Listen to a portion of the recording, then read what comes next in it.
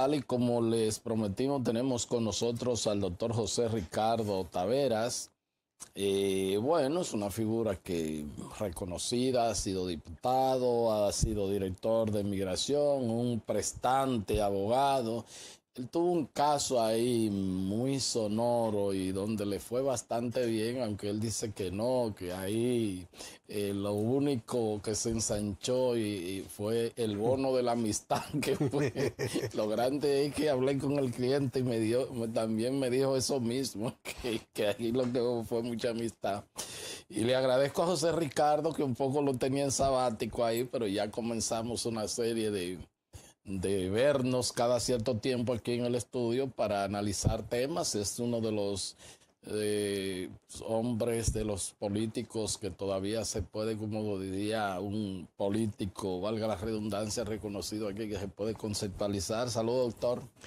Muy buenos días, don Héctor. Qué gusto, querido amigo, de estar nuevamente aquí, que me haya sacado de ese año sabático que me metió unilateralmente. Así fue. Pero yo se lo agradezco. Se lo agradezco. Fue un asunto táctico. A veces mejor no hablar. Sí, así es. Mire, doctor, lo llamé porque vi una preocupación externada por usted sobre una disputa y básicamente un tema que ya está en el Tribunal Constitucional con respecto, aparte de lo que es la soberanía de la República Dominicana, de nuestras aguas territoriales. Todo tiene que ver con unos reclamos o bueno, usted nos ayuda a entender que sobre zonas limítrofes con Holanda, ¿verdad? Así es que ayúdenos a entender eso y qué es lo que estamos expuestos a perder si el Tribunal Constitucional fallase en ese sentido en que usted ha estado criticando. Mira, permíteme muy brevemente sentar las bases de este tema, porque es un tema que mucha gente no comprende, porque es un tema muy especializado, del cual yo hablo y siempre anoto como profano. A pesar de que soy abogado, eso me ayuda a entenderlo. En el año 96, en la transición entre el doctor Balaguer y el doctor Fernández, se armó un escándalo con un acuerdo de límites marítimos que firmó la República Dominicana con el Reino Unido. Ese escándalo, que la prensa se hizo eco, recuerdo que fundamentalmente el Listín Diario, que espero que en este escándalo también juegue su papel, y toda la prensa, llamó la atención del doctor Balaguer, del propio doctor Fernández, y en ese contexto se acordó retirar ese proyecto para profundizar los estudios del tema. Y efectivamente, ahí comenzó todo un proceso en el cual nos comenzamos a dar cuenta que íbamos a ser esquilmados con el concurso de sirvientes dominicanos. Entonces, ese proceso comenzó a ser sometido a estudios, fundamentalmente en el Congreso, y en eso hay que destacar el papel que jugó y sigue jugando Pelegrín Castillo, sí, que fue, yo diría, la columna vertebral que desde la política impulsó. Y fue quien lo socializó más hacia la opinión pública. Exactamente. Entonces, obviamente, cuando él asume eso, lo plantea en el partido lo asume, y yo lo asumí porque yo, Pelegrín y yo siempre peleamos en pareja. Aunque a veces hemos tenido diferencias, pero en general estamos amolados en una dirección. Y entonces yo lo peleé desde afuera, lo peleé mientras estuve en el Congreso, participé en conferencias de delimitación marítima, reivindicando lo que los técnicos nos habían dicho que nosotros somos, que somos un Estado archipelágico de cara al derecho internacional del mar. Se podría decir que quizás es una demanda maximalista, pero es una demanda sostenible jurídicamente en el plano del derecho internacional del mar. ¿Qué pasa? Fruto de eso, y del apoyo de todas las fuerzas políticas, que debe ser dicho, porque cuando estábamos en el Congreso, Pelegrín y yo no teníamos capacidad de pasar nada si no teníamos el concurso de... Se pasó la ley 6607, que es la ley de límites marítimos, que en su artículo 1 declara a la República Dominicana como Estado archipiélago. Esa ley es, frente a la comunidad internacional, la política del Estado Dominicano que reivindica que la República Dominicana es un Estado archipiélago. Primer punto que no puede ser ignorado por el Tribunal Constitucional. Eso se deposita en Naciones Unidas y obviamente fue impugnado por el Reino Unido, por los Estados Unidos, por Francia, por los Países Bajos, por los dueños, del Caribe y del mundo, de las Antillas Menores. Entonces, acuérdate que había una mancomunidad del Caribe neerlandés. Entonces, son países, potencias, que han fundado todo su poder mundial sobre la base de la explotación del mar como un escenario geopolítico y económico también. Y sobre a eso le deben su grandeza a todas. Sí, claro. Entonces, ¿qué pasa? En el 2010, esa constitución que tanta gente critica y politiza, que la constitución de Leonel Fernández, la constitución más, el debate constitucional más integral y más profundo que ha tenido la República Dominicana, se hizo en torno a esa constitución, que al definir el territorio nacional en el artículo 9, establece un mandato a todos los mandatarios, vamos a decir, del Estado Dominicano. Y les dice que no podrán negociar límites marítimos que no sea en las condiciones más favorables establecidas por el derecho internacional del mar. Porque eso se ha ido regulando. Ahí hay un mandato muy preciso, porque hay dos grandes principios en base a los cuales los estados pueden negociar límites marítimos. Porque los límites marítimos tú los puedes fijar en tu constitución, lo puedes fijar en una ley, pero siempre van a requerir de que haya un reconocimiento de los estados circundantes y de la comunidad. Pero no hay una legislación internacional. Cuando se habla de las 12 millas náuticas... todo eso está. Hay la Convención Internacional del Mar. Todo eso está regulado. Se ha avanzado muchísimo. Es de los aspectos del derecho internacional público que se ha venido trabajando ya más reciente. Es un derecho muy novedoso. Y muy especializado, porque conozco gente que están haciendo maestría con o que han hecho con especialización en la legislación de derecho del mar. Sí. Bueno, pues cuando la Constitución le dice a todos los mandatarios del Estado Dominicano, y eso debe incluir ejecutivo, legislativo y judicial, constitucional muy especialmente, mire, estamos conscientes que necesitamos que la comunidad internacional reconozca la reivindicación de nuestros espacios marítimos, porque eso es lo que consolida que tus vecinos, los que colindan contigo y los demás, digan sí, eso es de la República Dominicana. Eso termina consolidando tu espacio marítimo. Entonces, hay dos grandes principios en base a los cuales tú negocias en el derecho internacional del mar. Hay el principio de la equidistancia, que como decir, usted está sentado ahí, yo estoy sentado aquí, aquí está el mar, entonces se supone que si usted está ahí en las coordenadas tales y yo estoy en estas coordenadas, entonces buscamos la coordenada que está en el centro y de ahí para allá es suyo y de ahí para acá... Lo cual parece lógico. De ahí para acá es mío, ¿verdad? Sí. Eso es equidistancia. Entonces hay lo que se llama también el principio de equidad. ¿Qué quiere eso decir? Bueno, usted está sentado ahí, yo estoy sentado aquí. Pero este estudio, de ahí en adelante, es de don Héctor Herrera y de aquí, de esta mesita hacia acá, es mío.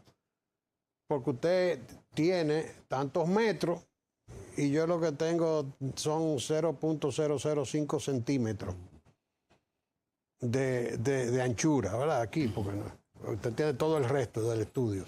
Entonces, ¿qué?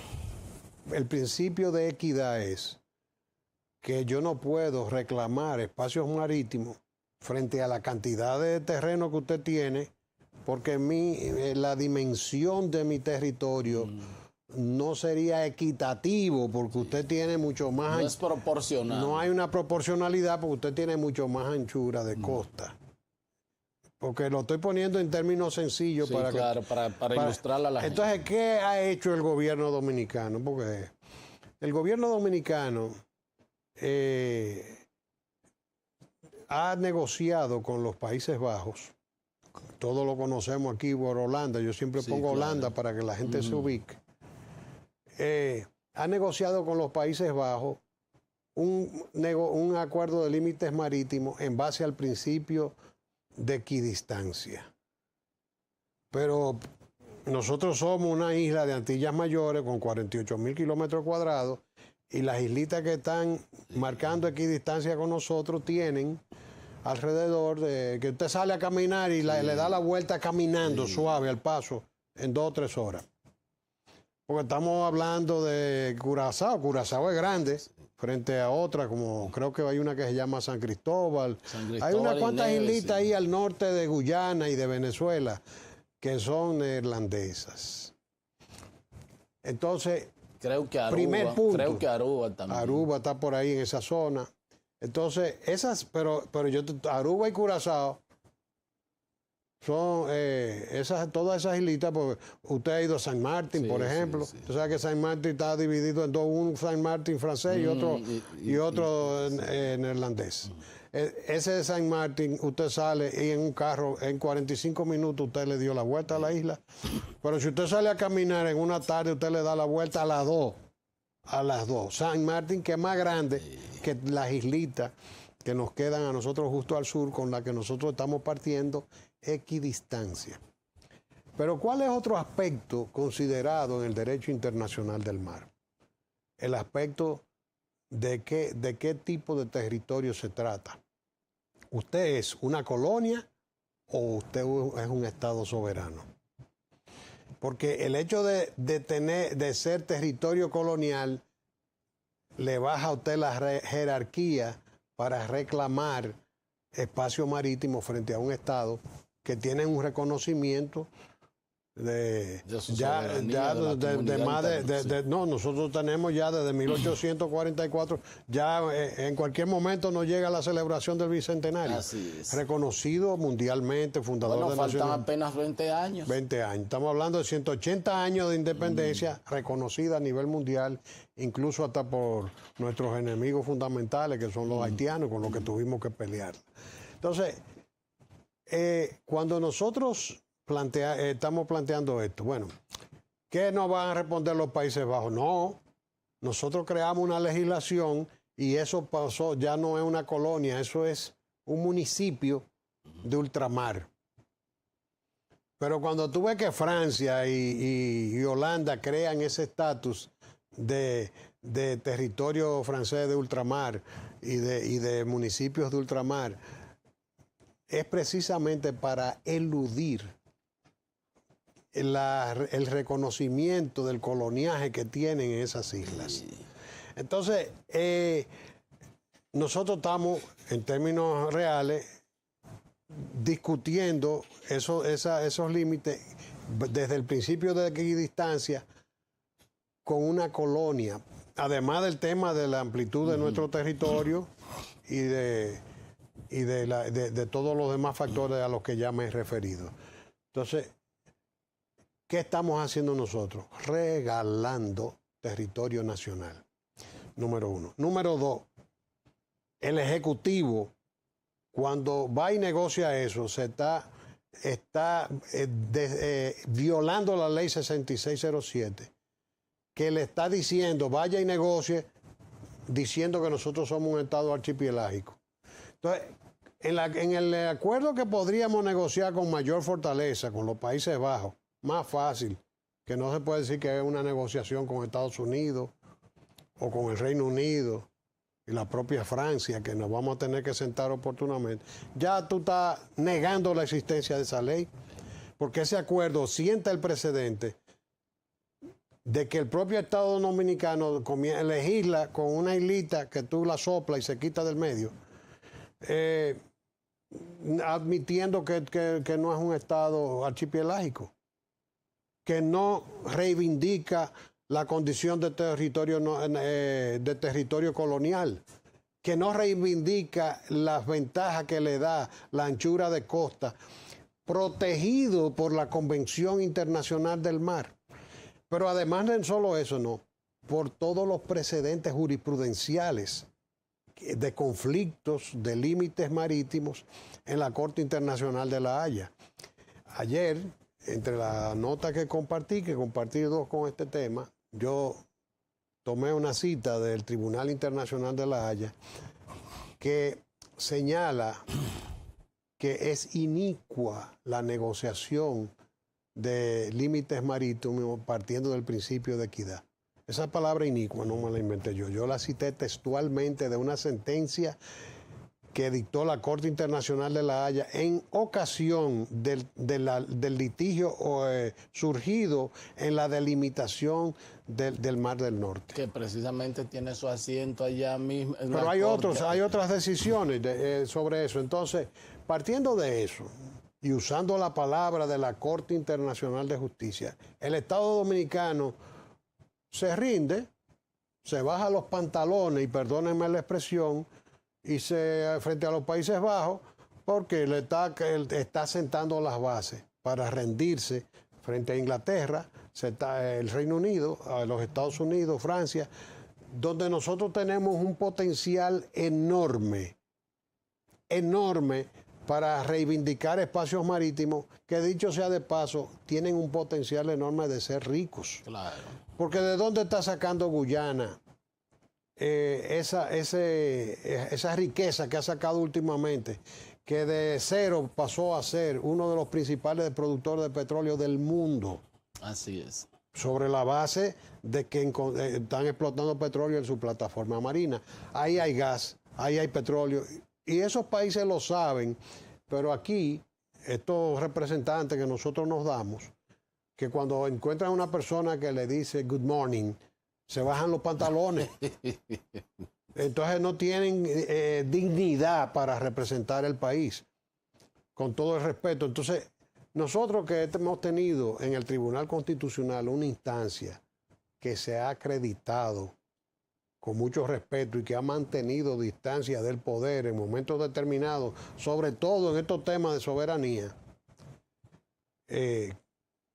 estamos frente a una nueva composición del tribunal, y por eso yo me refería a que el Tribunal Constitucional, donde hay mucha gente valiosa, está abocándose a tomar decisiones que son su bautizo de fuego.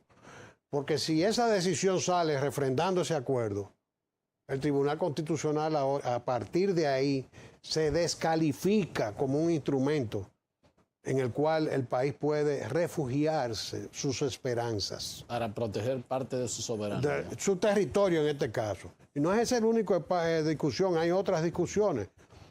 Me voy a referir brevemente a una de ellas. Aquí se firmó también un acuerdo con los Estados Unidos con el tema del aeropuerto del pre-checking. Yo el pre-checking no le veo nada de malo, existe en otros estados. Canadá lo tiene, Arabia Saudita. Ahora, ¿cuál es el veneno que tiene eso? Si quieren aprobar el pre-checking como pre-checking, eso tiene su protocolo que no invalida para nada la soberanía nacional desde mi punto de vista, porque es como que tú le prestes a un estado un espacio para que él haga el chequeo migratorio y de aduana con antelación en territorio dominicano, con antelación a llegar allá, y entonces así ese vuelo entra sin problema. Sí, ahora ahí hay unos condicionantes. No, porque le metieron un adendum que es un tratado paralelo de refugio.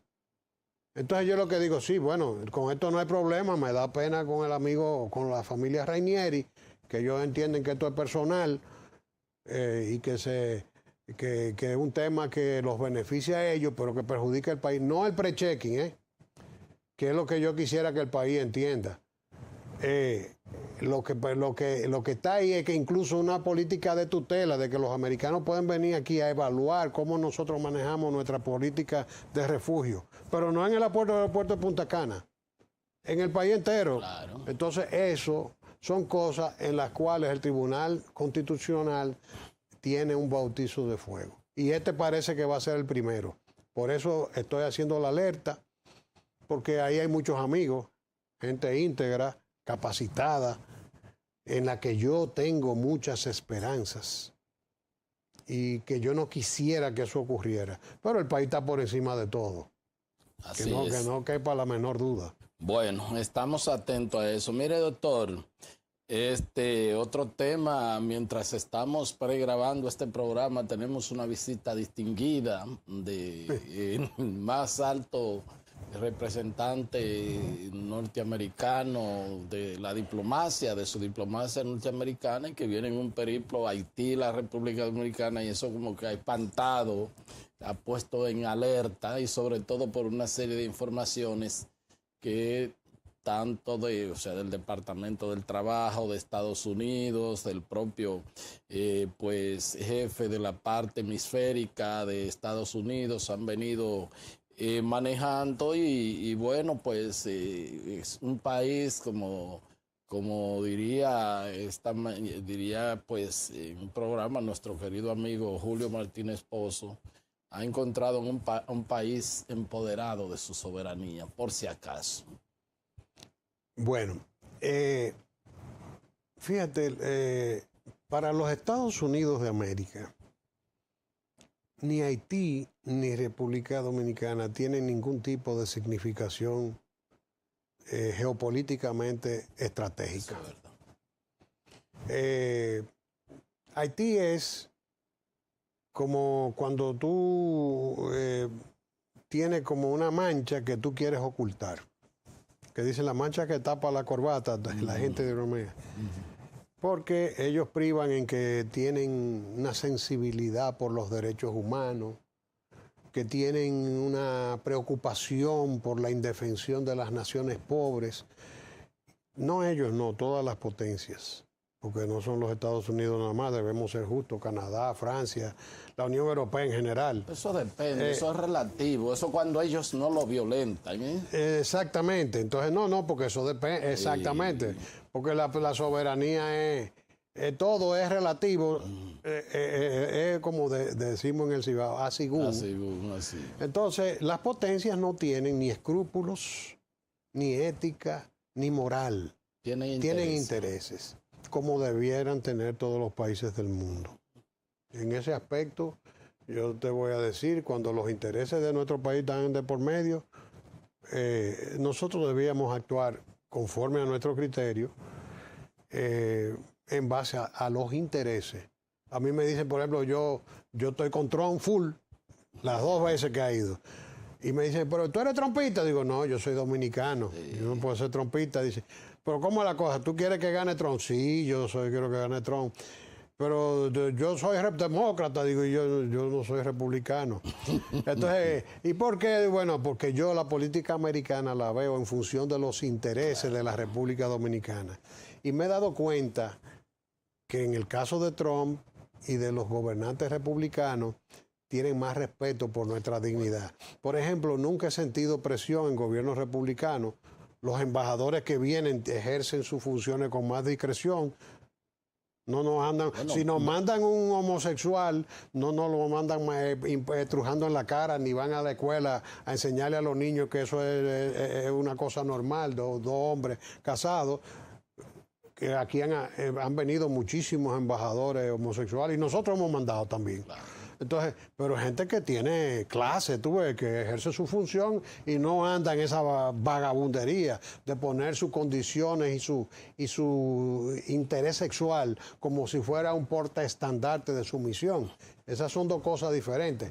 Entonces, yo veo que, por ejemplo, Trump nos mandó una embajadora. Para mí es la mejor. La mejor que ha venido en los últimos años, la más respetuosa, la más decente, nunca se excedió. Cuando tuvo que ejercer su poder, lo ejerció con una discreción tremenda porque se presentaba frente a un funcionario, le decía el punto de vista de ellos, pero nunca la vi públicamente trazando pautas de nada. Y además le demostró amor y cariño a la República. Y además de eso, tampoco, o sea, no ejercía ese tutelaje mediático que sí se ve en otras misiones. Entonces, yo digo que el tema de la visita de Blinken en la actual coyuntura, desde mi punto de vista, tiene dos agendas. Una que es, vamos a decir, coyuntural, que tiene que ver con el momentum que estamos viviendo, que tiene que ver con Venezuela, en el que indudablemente, probablemente la República Dominicana, como parte de la región, sea considerada, no muy importantemente, porque los americanos están apostando a poner a Lula a que juegue el papel por el tema de la afinidad ideológica. Así. Y Lula lo ha estado haciendo. Y ya tú ves que hasta Petro está medio metido en eso, con excepción de Ortega y Cuba, prácticamente... Hasta el propio López Obrador lo tienen metido en eso. Sí. Sí, López Obrador ha marcado un poco de distancia porque lo de Maduro no tiene madre. O sea, eso es una cosa grotesca. Lo de Maduro golpeó. Exacto. Entonces, el tema es que ese tema puede jugar un papel en las conversaciones privadas que tengan el secretario Blinken y el presidente Abinader. No tengo la menor duda de que se habrá de tratar, pero ese no es el leitmotiv del viaje. El leitmotiv del viaje es Haití. Entonces, porque nosotros hemos sido elegidos como un territorio de amortiguamiento del universo de crisis de la sociedad haitiana. No hay una actitud honesta de la comunidad internacional en general y los Estados Unidos como líderes de ella respecto a Haití. A la comunidad internacional no le importa que los haitianos se mueran de hambre, que se estén muriendo de insalubridad, que no tengan instituciones, que no tengan gobierno, prefieren... Y que lo estén matando las bandas en las calles ahí, matando a los... Como una cuestión de buena imagen y de relaciones públicas internacionales, ellos están dispuestos, por ejemplo, al peor de los sacrificios, sostener una fuerza internacional que pueda hacer una pantomima y que sostenga el gobierno haitiano, como hizo la MINUSTAH durante años, sin conducir a Haití hacia ningún destino. Porque el problema es que el tema haitiano no se va a resolver con unas elecciones. Yo le llamo a eso parches electorales. Entonces, esos parches electorales no van a resolver el problema haitiano porque ya la comunidad internacional sabe que si ahí no hay un pequeño plan Marshall y si ahí no hay una administración internacional que garantice que esos fondos van a llegar a donde deben llegar, a la creación de infraestructura de todo tipo, educación, carretera, salud. Entonces, si no se crean las condiciones para que a mediano y largo plazo Haití pueda irse haciendo dueño de su destino, pero con una tutela financiera y administrativa de la comunidad internacional, pero no a través de la ONG, porque es un negocio, igual que la misma comunidad internacional. Eso de la ONG es un maridaje de corrupción que hay ahí con el manejo, porque en Haití se ha invertido muchísimos cuartos, claro, pero no para Haití. Entonces, el tema es que ellos vienen a relanzar, porque ya tuviste lo que dijeron en Haití, la convocatoria de elecciones, porque ellos entienden que con eso van a resolver. Yo siempre digo esto, y lo voy a decir aquí en tu programa, que tiene un gran público. Observen que Ucrania está ya librando una guerra que no se sabe cuándo va a terminar. No se sabe. Y con esa guerra, ya la Unión Europea anunció que tiene un paquete de 475.000 millones de euros para el rescate de Ucrania cuando se termine la guerra. Estados Unidos no ha anunciado el monto de su paquete, vamos a llamarle pequeño plan Marshall, el super plan Marshall para rescatar Ucrania, como se hizo en la Segunda Guerra Mundial, por eso le llamamos así plan Marshall, porque tiene el nombre del general Marshall, que fue el que lideró ese tema. Sí. Que fue una inversión bestial en la Europa occidental. Y tanto en Europa, y hubo otro plan similar con Japón también. Con Japón y Corea. Y Corea. Y Corea. O sea, si en Haití no se hace un plan de ese tipo, fíjate que Japón lo rescatan desde la destrucción total con las bombas de Hiroshima y Nagasaki, a ser un modelo de sociedad y llegó a ser la segunda economía más importante del mundo. Hoy en día, por razones culturales, es una economía que no mantiene el liderazgo de segundo lugar, pero sigue siendo una superpotencia, porque ellos también han llevado, bueno, no vamos a ser una superpotencia económica, quizás no somos la segunda, pero vamos a mantener nuestras tradiciones también, porque eso tiene que ver mucho con su cultura. Pero Japón es una sociedad definitivamente de las más desarrolladas del mundo. Corea es una de las sociedades más desarrolladas del mundo. Ahora, en producción de armamento, Corea, después del primer mundo, es el principal productor de armamento moderno. Tienen todo lo que hacen los Estados Unidos un poco más barato. Entonces, tú te pones a mirar, ¿por qué no se puede hacer un plan de ese tipo con Haití? Bueno, obviamente, en Haití hay haitianos, es más difícil que rescatar con los europeos. El proyecto tendría que ser de mediano y largo plazo y probablemente en términos proporcionales la inversión tendría que ser bestial, pero no hay otra salida que no sea esa.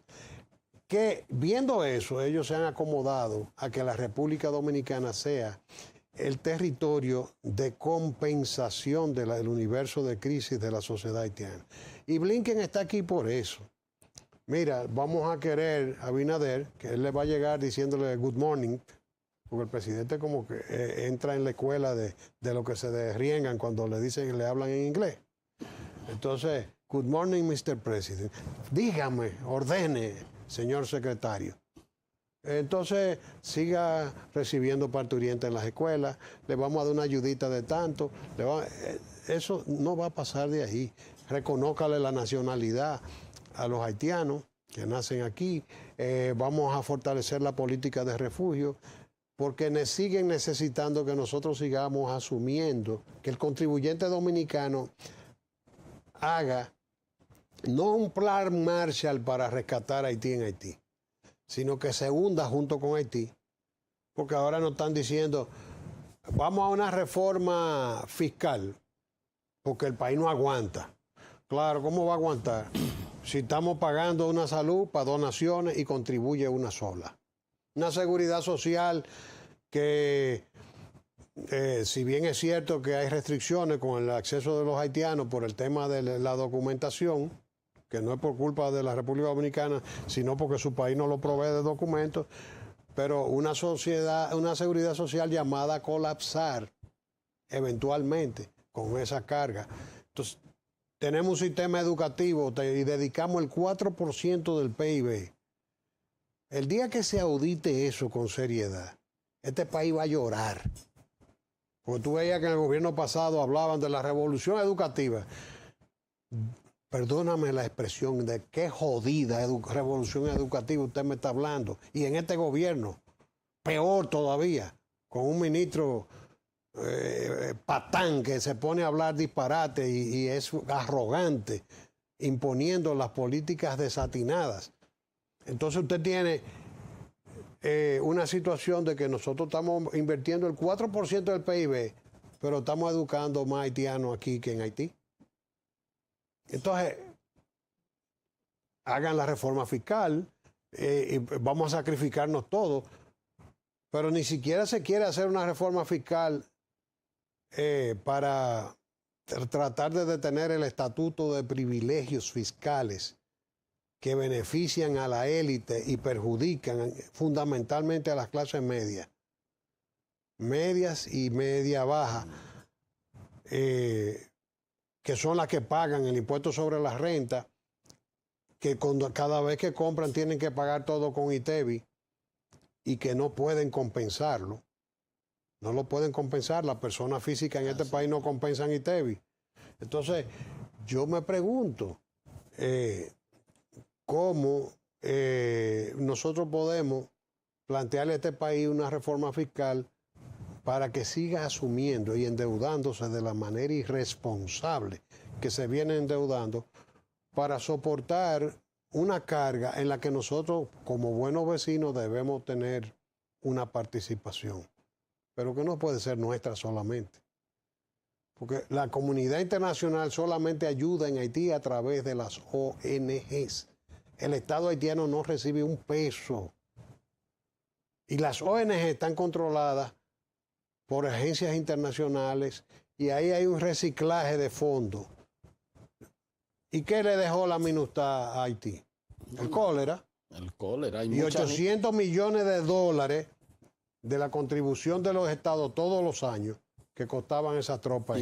¿Para qué? Y mucha niña violada. De todo, pero yo te pregunto, ¿para qué? Porque si tú me dices que salen de ahí y cumplieron con la misión de dejar un ejército articulado, entrenado, con una cultura de respeto por las instituciones civiles y por la Constitución de Haití, pero dejaron un vacío que tú viste dónde vino a terminar, en un magnicidio, en la cama del presidente.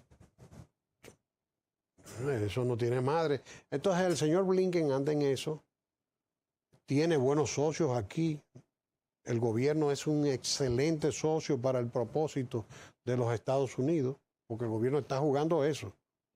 Habla de una manera, canta como gallo y pone como gallina, dice la expresión. Bueno, muchísimas gracias, doctor. Luego hablaremos entonces de la reforma constitucional, donde también usted es un duro ahí, pero se acabó el tiempo. Vamos a hablar de dos reformas. Yo quiero volver. Reforma constitucional y reforma fiscal. Perfecto. A seguir hablando. Esas son, sí, porque va a haber la toqué por arriba, pero estoy diciendo, la toqué en el sentido del sacrificio que se nos está pidiendo. Viene con el bisturí luego. No, a ver, vamos a ver cómo la estructura fiscal de este país, y a qué que nos están invitando. Son las dos agendas.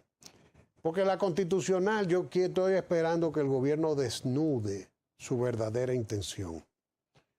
Porque lo que yo estoy mirando ahí es la reforma constitucional más insulsa que se haya convocado en la historia de la República Dominicana. Porque son cosas todas establecidas y las que no están establecidas van a ser de difícil concreción porque ya está dividiendo hasta el propio PRM. Bueno, vamos a ver si hay algo más por ahí dentro, entonces lo tratamos. Gracias, doctor. Un gran abrazo. Gracias a todos ustedes por haber estado con nosotros y será pues hasta otra entrega de su programa de Intero Crédito. Hasta entonces.